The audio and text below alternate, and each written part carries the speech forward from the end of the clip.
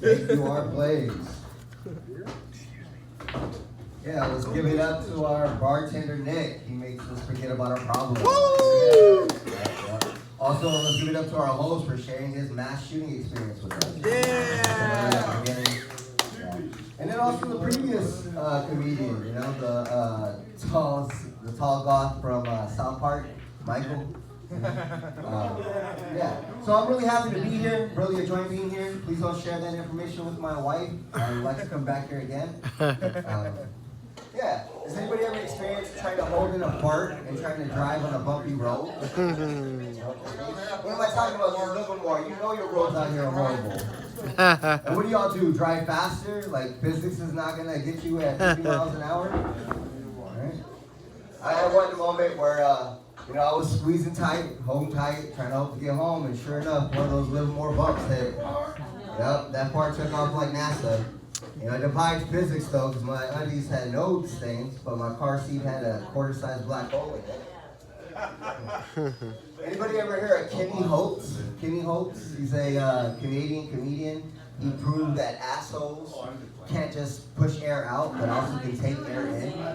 Yeah, any other old men get worried hearing about that? I know I'm worried. As I'm getting older, my balls are getting longer. Get really close to that ass air intake. Don't want to be the first two hole in one. You know? Not to confuse it with the two holes in one hole. Anybody ever heard that famous question? Two holes in one hole? No? I'll tell you what it is. It's your nose and my ass. Alright, yeah, I was sick recently.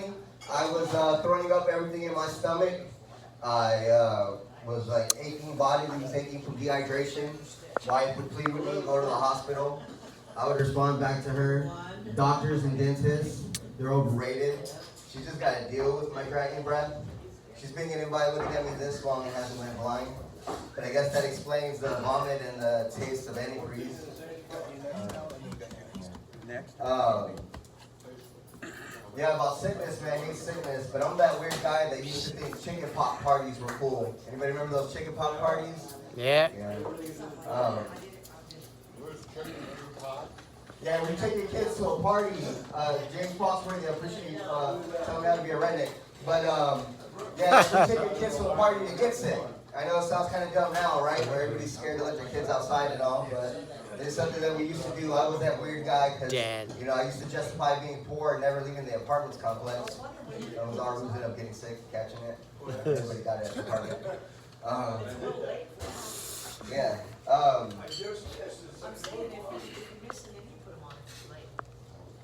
Hey, how you guys doing over there before? I appreciate you guys' conversation. You guys, but yeah, so I was saying back in the day, I was telling my son, taking him to elementary school, like, hey, don't be out there breaking them little girls' hearts. He responded back to me. He says, Dad, my first love is being a Pokemon trainer.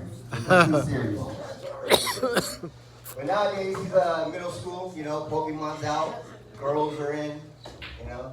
I just wish he wasn't at the age where he was teenage combative. Where everything he says, or you ask him a question, every answer he gives is like an animal noise or a grunt. And I'd be like, hey, Junior, are you hungry? He'd be like, I am. You know that acronym, I-O-N-O? You know, but he says it so quick and weird, it's like, I am. Sounds like a cat that's about to bust. Thank you. Over there at the village table, appreciate it. I know. Yeah, you know, I was like, all right. I yelled back at him. I was like, all right, you little horny kitty. Where do you want to eat? He responds back, IDC.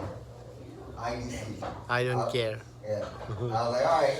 I guess this kitty's post-nut gangbanging on me now. You know, throwing up letters like that. Yeah. But talking about gangbanging kitties. Yeah, sorry guys. Get used to the stage, just like most of the crowds over here. But yeah, talking about gangbanging kitties. I don't know if you guys know this, but Afghanistan has hyenas. Yeah, they do. I was there in 2011, seen it firsthand, and it was a big time in 2011. Anybody else remember 2011 in Afghanistan? You know, it's the year we caught the guy who went to the towers, Bin Laden. Oh, yeah. Yeah, we were out there that year. We thought we were going to be like the Avengers, right? Yeah. I thought personally I was going to be like Captain America, dodging bullets, saving lives. That's not my heroic tale. Yeah. No. Mine's like Survivor, the sandbag edition.